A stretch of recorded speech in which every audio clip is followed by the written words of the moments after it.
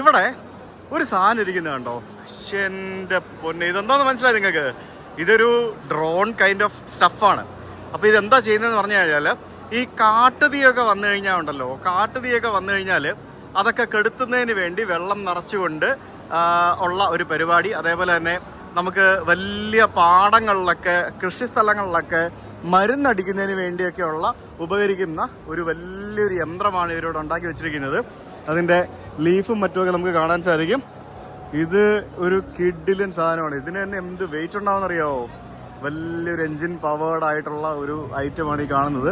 അതിൻ്റെ വലിപ്പവും അതിൻ്റെ വെയിറ്റും തന്നെ സത്യം പറഞ്ഞു കഴിഞ്ഞാൽ കണ്ടു കഴിഞ്ഞാൽ കിളി പോവും. അതുപോലെ വലിയൊരു സംഭവമാണിത്. അതിൻ്റെ കൺട്രോളറും കാര്യങ്ങളൊക്കെയാണ് ഈ ഇരിക്കുന്നത്. പിന്നെ അതിൻ്റെ മിക്കവാറും ഇലക്ട്രിക്കോ അല്ലെങ്കിൽ ഇന്ധനം ചാർജ് ചെയ്തിട്ടൊക്കെയുള്ള പരിപാടികളൊക്കെ ആയിരിക്കും. അതിൻ്റെ ബ്രോഷേഴ്സും കാര്യങ്ങളൊക്കെ ഇവിടെ വെച്ചിട്ടുണ്ട്. പല ലാംഗ്വേജിലുള്ള ബ്രോഷേഴ്സും കാര്യങ്ങളൊക്കെ ഇവിടെ വെച്ചിട്ടുണ്ട്. പക്ഷേ ഇത് ഭയങ്കര വലിയൊരു ഇൻഡസ്ട്രിയൽ ഡ്രോണെന്ന് നമുക്ക് വേണമെങ്കിൽ പറയാം. ഇതുപോലെയുള്ള ചെറുതും വലുതുമായിട്ടുള്ള ധാരാളം ഡ്രോണുകൾ നമ്മളിവിടെ പല സ്ഥലത്ത് നമ്മൾ യാത്ര ചെയ്തപ്പോൾ കണ്ടിരുന്നു. എന്നാലും ദിസ് ഈസ് സോ ഹ്യൂജ് അല്ലേ? എന്ത് വലുപ്പമല്ലേ ഇത്? എൻ്റെ പൊന്നോ.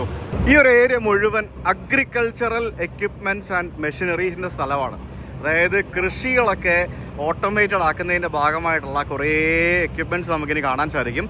ഇതൊക്കെ ഓരോ തരത്തിലുള്ള ട്രാക്ടറുകളാണെന്നാണ് എനിക്ക് തോന്നുന്നത്. ഇത് കണ്ടോ, ഷുഗർ കെയിൻ ഹാർവസ്റ്ററാണ് ഇത് ഈ കാണുന്നത്. ഷുഗർ കെയിൻ നട്ടുപിടിപ്പിക്കുന്ന പാടങ്ങളിൽ മാനുവലി ഒന്നും വെട്ടണ്ട. ഈ വണ്ടി അങ്ങോട്ട് ഒരാൾ ഓടിച്ചുകൊണ്ട് പോയി കഴിഞ്ഞാൽ 100 പേര് ഒരു ദിവസം ചെയ്യുന്ന പണിയൊക്കെ ഇവൻ ഒരു ദിവസം കൊണ്ട് ചെയ്ത് തീർത്ത് തരും. അല്ലെങ്കിൽ 100 പേര് ഇതൊക്കെ മൊത്തത്തിൽ ആ പാടം മൊത്തം ക്ലിയർ ചെയ്യണമെന്നുണ്ടെങ്കിൽ 10 ദിവസം വേണമെങ്കിൽ ഒറ്റ ദിവസം കൊണ്ട് തീർത്ത് തരാൻ പറ്റും.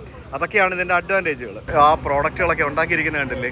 നല്ല കിടുക്കാച്ച സംഭവങ്ങൾ. കാണാൻ തന്നെ എന്ത് ലുക്കല്ലേ? ഇതിൻ്റെയൊക്കെ ടെക്നോളജി വരിച്ച് ഉണ്ടാക്കിയെടുക്കുന്ന പരിപാടികളാണ്. ഇപ്പോൾ നമ്മുടെ ഇന്ത്യയിലും ഇതേപോലെ കുറേ പ്രോഡക്റ്റുകൾ ലോഞ്ച് ചെയ്യുന്നുണ്ട്. കുറേ പ്രോഡക്റ്റുകൾ കർഷകർ യൂസ് ചെയ്യുന്നുണ്ട്. അത് ശരിക്കും നമ്മുടെ കൃഷിയുടെ ആ ഒരു കോസ്റ്റ്, ലേബർ കോസ്റ്റ് കുറയ്ക്കാനുള്ള ഏറ്റവും വലിയൊരു കാര്യമാണ് ഈ മെഷീനറീസ് യൂസ് ചെയ്യുന്നത്.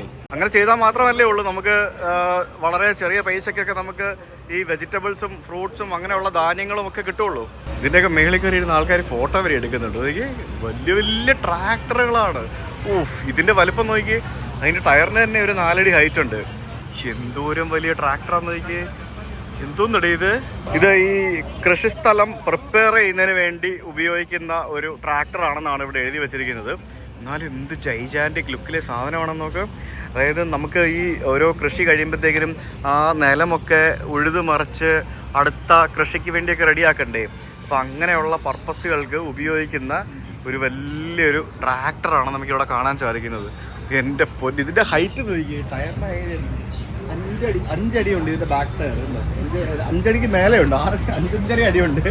അത്രയും ഉയരമുണ്ട് ഇതിൻ്റെ ടയറിന്. അത്ര ഹൈറ്റ് ഉണ്ട് ഈ ടയറിന്. എന്ത് വലിയ ടയറല്ലേ! ഇത്ര ഹൈറ്റുള്ള ട്രാക്ടറൊക്കെ ഞാൻ ആദ്യമായിട്ട് കാണും കേട്ടോ. ഇത് ഭയങ്കര ഒരു ജൈജാൻറ്റിക് ഐറ്റം.